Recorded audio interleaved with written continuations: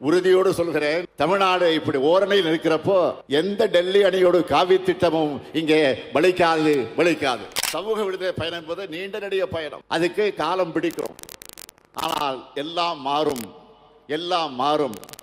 நிச்சயம் இந்த முத்துவேல் கருணாநிதி ஸ்டாலின் மாற்றுவேன்.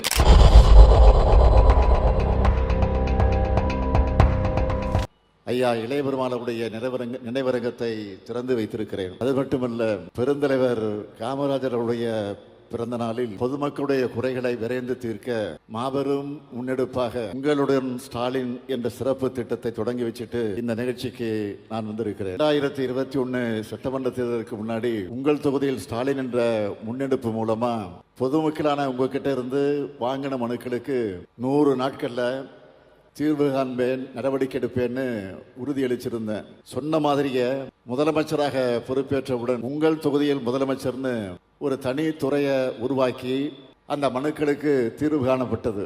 இதனால நம்ம அரசின் மேல் நம்பிக்கை வச்சு இன்னும் பலர் மனுக்களை வழங்க தொடங்கினாங்க. அதுக்காக முதல்வரின் முகவரி என்ற தனித்துறையை உருவாக்கணும். அடுத்து மக்களுடன் முதல்வர் என்ற திட்டத்தின் மூலம் தமிழ்நாடு முழுக்க 5000 முகாம்கள் நடத்தி பல லட்சம் மனுக்களுக்கு தீர்வு கண்டோம். இதுவரை ஆட்சிக்கு வந்து மனுக்களை பெற்று அதன் மேல் தீர்வு கண்ட விவரங்களை நேற்று கூடுதல் தலைமைச் செயலாளர் அமுதா IAS அவர்கள் விரிவாக தொலைக்காட்சிக்கு பத்திரிகைகளுக்கு அவர் எடுத்து சொன்னார். இப்போ அதோட அடுத்த கட்டமா உங்களின் ஸ்டாலின் முகாம்களை தொடங்கி இருக்கோம். மொத்தம் 10,000 முகாம்கள் நடக்க போகுது. தன்னார்வலர்கள் வீடு வீடாக வந்து உங்களை சந்திச்சு முகாம் நடக்கிற நாள், இடம் உள்ளிட்ட எல்லா தகவல்களையும் சொல்லிடுவாங்க. என்னென்ன ஆவணங்களை நீங்க முகாமுக்கு கொண்டு வரணும் என்ற தகவலையும் சொல்லி விண்ணப்பங்களை கொடுத்துருவாங்க. மாதம் 1000 ரூபாய் வழங்குகிற கலைஞர் மகளிர் உரிமை திட்டம், அது உள்ளிட்ட 46 சேவைகள் தொடர்பா தீர்வு காண விண்ணப்பங்களை கொடுக்க போறோம். தகுதி இருந்தும் 1000 ரூபாய் உரிமை தொகை கிடைக்காதவங்க உங்க ஏரியாவில், அதாவது உங்க பகுதியில் முகாம் நடக்கிற அன்னைக்கு விண்ணப்பங்களை கொடுத்தா போதும். நிச்சயமா சொல்றேன், உங்களுக்கு நிச்சயமா உரிமை தொகை வழங்கப்படும். இந்த திட்டத்தோட நோக்கமே மக்கள் வசிக்கிற பகுதிக்கு சென்று அரசோட சேவைகளையும் திட்டங்களையும் வழங்குறது தான். இல்லம் தேடி கல்வி, மக்களை தேடி மருத்துவம். அந்த வரிசையில இந்த முன்னெடுப்புல அரசு அலுவலர்களும் அதிகாரிகளும் உங்களை தேடி வர போறாங்க. இந்த முகாம்கள் நடக்கிற இடங்கள்ல மருத்துவ முகாம்களும் சேர்த்து நடைபெறும். இப்படி மக்களான உங்களோட தேவை அறிந்து தீர்த்து வைக்கிறது தான் நம்முடைய திராவிட மாடல் அரசு. எதிர்காலத்துக்கான கட்டமைப்புகளை வலுப்படுத்துகிற அதே நேரத்தில் நிகழ்காலத்துல நம்ம நெஞ்சை நிமிர்த்தி நடைபோட கடந்த காலத்துல தமிழ் சமுதாயத்தோட விடியலுக்கும் உயர்வுக்கும் உழைச்ச மாமனிதர்களையும் நாம் கொண்டாடி கொண்டிருக்கிறோம். அந்த வகையில தான் ஒடுக்கப்பட்ட மக்களுடைய ஒளி விளக்கா நெறி சார்ந்த அரசியலின் அடையாளமா விளங்கின பெரியவர் ஐயா இளைய பெருமாளுடைய 100ஆண்டு நினைவரங்கத்தை திறந்து வைக்கிறதுல நான் மிகுந்த மகிழ்ச்சி அடைகிறேன். மகிழ்ச்சின்னு சொல்றதை விட பெருமை அடைகிறேன் என்றுதான் சொல்லணும். சமூக சீர்திருத்த தலைவர்களான அயோத்திதாச பண்டிதர், தாத்தா ரெட்டமலை சீனிவாசன், MC ராஜா, N சிவராஜ், LC குருசாமி, சுவாமி சகஜானந்தர் வரிசையில கம்பீரமா போராடியவர் தான் நம்முடைய அருமை பெரியவர் இளைய பெருமாள் அவர்கள். நந்தனை மறித்த சிதம்பரம் மண்ணில் பிறந்து நாடு முழுவதும் பட்டியலின மக்களுக்கான உரிமைகளை அந்த வாசலை திறந்தவர் ஐயா இளைய பெருமாள் அவர்கள். அவருக்கு சிதம்பரத்தில் நம்முடைய எழுச்சி தமிழர் ஆரூர் சகோதரர் தோல் திருமாவளவனுடைய நிறைவரங்கத்தை நான் இன்றைக்கு திறந்து வைத்திருக்கிறேன். திருமாவர்கள் சிதம்பரத்தினுடைய நாடாளுமன்ற உறுப்பினர் மட்டுமல்ல, சிதம்பரம் தொகுதியுடைய சீர்திருத்த பிள்ளையாக அவர் விலகி கொண்டிருக்கிறார். அவருக்கு தன்னுடைய எழுத்தால் துணை நிற்கிறார். நாடாளுமன்ற உறுப்பினர் சகோதரர் ரவிக்குமார் அவர்கள் தனது பேச்சால் துணை நிற்கிறார். சட்டமன்ற உறுப்பினர் சகோதரர் சிந்தனை செல்வன் அவர்கள் இந்த விழாவுக்கு என்னுடைய அழைப்பை ஏற்று வருகை தந்திருக்கக்கூடிய சகோதரர் செல்வ பெருந்தேக அவர்களும், தோழர் பாலகிருஷ்ணன் அவர்களும், முத்தரசன் அவர்களும், பேராசிரியர் ஐயா காதர் மைதீன் அவர்களும், KS அழகிரி அவர்களும், வேலுமுருகன், இப்படி எல்லோரும் இங்கே வருகை தந்திருக்கிறார்கள். ஐயா இளைய பெருமாள் அவர்களுக்காக மட்டுமல்ல, அதற்காக மட்டும் வந்திருப்பதாக நான் கருதவில்லை. நமது திராவிட மாடல் அரசினுடைய அனைத்து சமூக திட்டங்களுக்கும் துணையாக இருப்பவர்கள் இவர்கள் என்பதை வெளிப்படுத்துவதற்கு வந்திருக்கிறார்கள். அதனால் அனைவருக்கும் எனது நன்றியை நான் தெரிவித்துக் கொள்ள விரும்புகிறேன். இந்த மேடையில் பெரியாரிய வழியில் வந்த திராவிட இயக்க தலைவர்கள், மார்க்சிய சிந்தனை கொண்டிருக்கக்கூடிய பொது உடைமை இயக்கத்துடைய தலைவர்கள், காந்திய வழியில் வந்திருக்கக்கூடிய தேசிய இயக்கத்துடைய தலைவர்கள், அம்பேத்கர் இயக்க தலைவர்கள் எல்லோரும் ஒற்றுமையா இருக்கும். இதுதான் ஓரணிகள் தமிழ்நாடு. அதைத்தான் திருமாவளவன் இங்கே பெருமையோடு குறிப்பிட்டு சொன்னார். நானும் அதை வழிமொழிகிறேன், உறுதியோடு சொல்கிறேன். தமிழ்நாடு இப்படி ஓரணியில் இருக்கிறப்போ எந்த டெல்லி அணியோடு காவி திட்டமும் இங்கே பலிக்காது. பெரியவர் ஐயா இளையபெருமாள் அவர்கள் பள்ளியிலே படிக்கும் போதே தீண்டாமலுடைய அடையாளமாக இருந்த இரட்டைப்பானை முறையை எதிர்த்து போராடினவர். இராணுவத்திலே பணியாற்றினப்போ அங்கும் பாகுபாடு நிலவுவதை பார்த்து அவருக்கே உரிய துணிச்சலோடு உயர் அதிகாரிக்கு புகார் அளித்து அந்த பாகுபாடுகளை களைய காரணமாக இருந்தார். இராணுவத்தில் ஓராண்டு காலம் பணியாற்றின பெரியவர் இளையபெருமாள் அவர்கள் மீண்டும் இந்த பகுதிக்கே வந்து ஒன்றுபட்ட தென்னார்காடு மாவட்டத்திலையும் தஞ்சை மாவட்டத்திலையும் 1940 முதல் 1970 வரை நடந்த மிகப்பெரிய சமூக போராட்டங்களை முன்னெடுத்தவர். 1946 தன்னுடைய 22வது வயசுல 2000 பேரை திரட்டி போராட்டம் நடத்தினவர். பரங்கிப்பேட்டையில் பட்டியல் சமூகத்தினர் செருப்பு போடக்கூடாதுன்னு இருந்த அந்த அக்கிரமத்திற்கு எதிராக போராடினவர். எங்கேயாவது பறை அடிக்கப்பட்டா உடனே இங்கே சென்று தடுத்து நிறுத்திடுவார். இதுக்காக பல வழக்குகளை எதிர்கொண்டார். பல பொய் வழக்குகளில் சிக்கி 6 மாதம் சிறை தண்டனை பெற்றார். நிலமற்ற கூலி தொழிலாளர் உரிமைக்காக போராடினார். இப்படி இவர் தொடர்ச்சியாக போராடினது தான் ஆதிதிராவிட மக்களுடைய எழுச்சி ஏற்பட காரணமாக இருந்தது. இப்படி சமூகத்தில் ஒடுக்கப்பட்ட மக்களோடு உரிமைகளுக்காக போராடின பெரியவர் இளையபெருமாள் அவர்கள் காங்கிரஸ் பேரியக்கத்தில் இணைஞ்சு 1952ஆம் ஆண்டு விடுதலை இந்தியாவில் நடந்த முதல் பொது தேர்தலில் 27 வயது இளைஞராக இருந்த கடலூர் நாடாளுமன்ற தொகுதியில் அவர் போட்டியிட்டு வென்றார். எம்பி ஆகி டெல்லியில் புரட்சியாளர் அம்பேத்கரை அவர் சந்திக்கிறார். இவ்வளவு இளம் வயசில் எம்பி ஆகி வந்திருக்கீங்களா, அந்த மக்களுக்காக இதுவரை என்ன செஞ்சிருக்கீங்கன்னு அண்ணல் அம்பேத்கர் கேட்டப்போ தென்னார்காடு மற்றும் தஞ்சை மாவட்டங்கள் அவர் நடத்தின மனித உரிமை போராட்டங்கள், தீண்டாமை எதிர்ப்பு போராட்டங்களை பட்டியலிட்டு சொன்னதை கேட்டு ஆனால் அம்பேத்கர் அவர்கள் ஆச்சரியத்தோடு பாராட்டினார். மக்களுடைய உரிமைக்காகவும் சமூக விடுதலைக்காகவும் போராடின ஐயா இளையபெருமாள் அவர்கள் 1980 முதல் 1984 வரை எழும்பூர் தொகுதியுடைய சட்டமன்ற உறுப்பினர், 3 முறை நாடாளுமன்ற உறுப்பினர், தமிழ்நாடு காங்கிரஸ் கமிட்டியுடைய தலைவர், அகில இந்திய தீண்டாமை ஒழிப்பு கமிட்டியினுடைய தலைவர், இப்படி ஏராளமான பொறுப்புகளை வச்சு தொண்டாற்றி இருக்கிறார். இந்த பொறுப்புகளில் முக்கியமானது பட்டியல் பழங்குடியின மக்களின் மேன்மைக்காக 1965ஆம் ஆண்டு உருவாக்கப்பட்ட அகில இந்திய ஆணையத்தோட தலைமை பொறுப்பை அவர் வகித்ததுதான். 3 ஆண்டு காலம் இந்தியா முழுக்க பயணித்து சாதி கட்டமைப்பையும் தீண்டாமை கொடுமையை ஆய்வு செஞ்சு அவர் கொடுத்த அறிக்கை இந்திய சமூக அமைப்போடு சாதிய வரிகளை மறைக்காம துல்லியமாக வெளிப்படுத்துச்சு.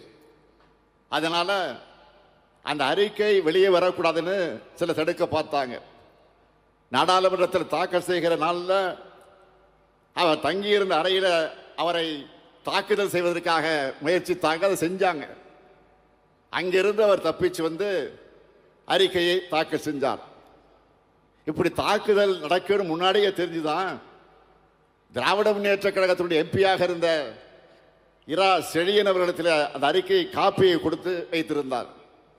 அதனால்தான் திட்டமிட்டபடி அந்த அறிக்கையை நாடாளுமன்றத்தில் அவரால் தாக்கல் செய்ய முடிந்தது. பிற்காலத்தில் கொண்டு வரப்பட்ட வன்கொடுமை தடுப்பு சட்டத்துக்கு அடித்தளமே பெரியவர் இளையபெருமாள் கமிட்டியோட அறிக்கை தான். தமிழக தலைவர் கலைஞர் அவர்கள் 1971ஆம் ஆண்டு அனைத்து சாதியினரும் அர்ச்சகர் ஆகலாம் என்கிற சட்டத்தை கொண்டு வந்து தந்தை பெரியாரின் நெஞ்சிலே தைத்த முள்ளை அகற்ற நினைச்சார். அதுக்கு எதிராக வழக்கம் போல அந்த சிலர் உச்ச நீதிமன்றம் போனாங்க. அப்போ கழக அரசு தாக்கல் செஞ்ச மனுவில் சமூக சீர்திருத்தத்துக்காக அமைக்கப்பட்ட இளையபெருமாள் கமிட்டி அறிக்கை அடிப்படையில் தான் இந்த நடவடிக்கை எடுக்கப்பட்டதுன்னு சொல்லி இருந்துச்சு. அனைத்து சாதியினரும் அர்ச்சகர் ஆகலாம் என்ற சட்டம் சொல்லும்னு சொல்றதுக்கும் இளையபெருமாள் கமிட்டி அறிக்கை தான் உச்சநீதிமன்றம் தன்னுடைய தீர்ப்பில் ஆதாரமாக சுட்டி காட்டுச்சு.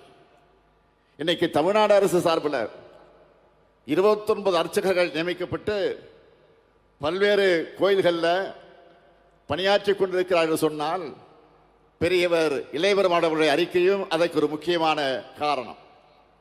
தந்தை பெரியார், புரட்சியாளர் அம்பேத்கர், தோழர் ஜீவா, பெருந்தலைவர் காமராசர்னு மிகப்பெரிய தலைவர்களுடைய நன்மதிப்பை பெற்றவர் ஐயா இளையபெருமாள் அவர்கள். தீண்டப்படாத மக்களுக்கு கல்வி அளிப்பது மூலமா அவங்கள தீண்டாமை இழிவிலிருந்து மீட்டெடுக்க முடியும்னு சுவாமி சகஜானந்தர் திடமா நம்பினார். அதுக்காக நந்தனாரையே ஒரு அடையாளமாக அவர் தேர்ந்தெடுத்துட்டார். அப்படிப்பட்ட சுவாமி சகஜானந்தரை பெரியவர் இளையபெருமாள் பின்பற்றினார். பெரியவர் இளையபெருமாள் மேல தலைவர் கலைஞர் மிகப்பெரிய மரியாதை வைத்திருந்தார். இளையபெருமாள் அவர்கள் சிதம்பரத்தை சார்ந்தவர் என்பதால் சம்பந்தின்னு வாய் நிறைய கூப்பிடுவார். என்னுடைய பெரியம்மா பத்மாமையருடைய ஊர் இந்த சிதம்பரம் தான். அந்த குடும்ப பாச உணர்வோடு தான் தலைவர் கலைஞர் அவர்கள் பழகினார். 1980ஆம் ஆண்டு தேர்தலில் தலைவர் கலைஞர், அம்மையார் இந்திரா காந்தி, பெரியவர் இளையபெருமாள் ஆகிய 3 பேரும் திறந்த வெளி காரில் ஊர்வலமாக போய் வாக்கு கேட்ட காட்சியை இன்னைக்கும் யாராலும் மறக்க முடியாது. 1998ஆம் ஆண்டு அண்ணல் அம்பேத்கர் பெயரிலான தமிழ்நாடு அரசின் விருதை நம்முடைய திருமா அவர்கள் குறிப்பிட்டு காட்டியதை போல முதலா பெரியவர் இளையபெருமானுக்குத்தான் தலைவர் கலைஞர் அவர்கள் அதை தேர்ந்தெடுத்து வழங்கினார். அதே போல ஐயா இளையபெருமாள் அவர்கள் சமூக நீதி மாநாட்டை சென்னையில் நடத்தினப்போ அதை தொடங்கி வச்சு சிறப்புரையாற்ற முதலமைச்சர் கலைஞரைத்தான் அழைச்சிருந்தார். அவங்க 2 பேருக்கு அப்படி ஒரு நட்பு. சொல்லி வச்ச மாதிரி 2 பேருமே 1924ஆம் ஆண்டு ஜூன் மாதம் பிறந்திருக்காங்க. கலைஞர் ஜூன் 3ஆம் தேதி, பெரியவர் இளையபெருமாள் ஜூன் 26ஆம் தேதி. செழிப்பேறாத சமூக தொண்டர்னு இளையபெருமாள் அவர்கள் தலைவர் கலைஞர் அடிக்கடி சொல்வார். இந்த நட்போடு அதனுடைய தொடர்ச்சியாகத்தான் பெரியவர் இளையபெருமாள் அவருடைய பணிகளை சிறப்பிக்க இந்த கடலூர் மாவட்டம் சிதம்பரத்தில் அவருக்கு 100ஆண்டு நினைவரங்கம் அமைக்க வேண்டும் தமிழ்நாடு சட்டமன்றத்தில் 2023ஆம் ஆண்டு 110 விதி பயன்படுத்தி நான் அறிவித்தேன். இது ஏதோ பெரியவர் இளையபெருமாள் அவர்களுக்கு புகழ் சேர்க்க மட்டும் நினைச்சிடாதீங்க. இது திராவிட மாடல் அரசு அவருக்கு செலுத்துகிற நன்றி கடன். இப்படிப்பட்ட அடையாளங்களால், குறியீடுகளால், நினைவு சின்னங்களால் மட்டுமல்ல, உண்மையான சமூக நீதி அரசா ஒடுக்கப்பட்ட மக்களுடைய நலனுக்காகவும் செயல்களையும் பல சாதனைகளை செய்கிறோம். லிஸ்ட் பெருசா இருக்கு, சொல்ல நேரம் தான் இல்லை.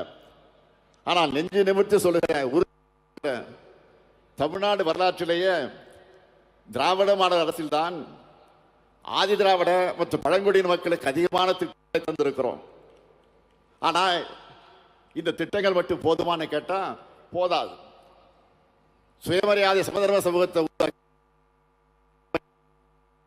பயணிக்கணும். அதையும் திராவிட மாடல் அரசு தொடர்ந்து செஞ்சு காலனி என்ற சொல்ல அரசு ஆவணங்களிலிருந்து நீக்கணும்னு முடிவு.